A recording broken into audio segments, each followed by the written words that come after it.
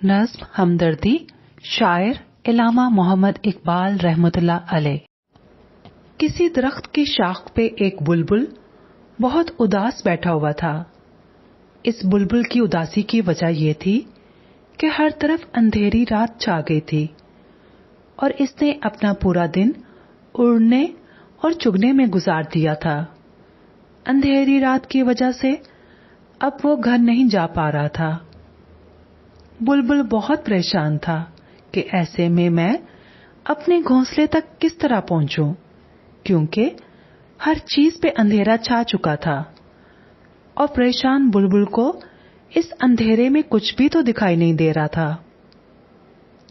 इस बुलबुल की परेशानी देखकर और इसकी आहोजारी सुनकर पास ही बैठा हुआ एक जुगनू इससे मुखातिब होते हुए कहने लगा कि अगरचे मैं एक मामूली सा कीड़ा हूं, लेकिन फिर भी मैं दिलो जान से तुम्हारी मदद के लिए हाजिर हूं।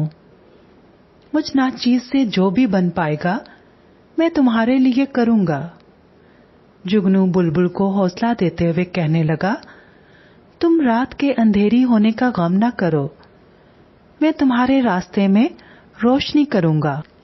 प्यारे बुलबुल, अल्लाह ताला ने मुझे रोशनी की नेमत अता की है और मुझे जहां में चमकता हुआ रोशन कीड़ा तख्लीक किया है।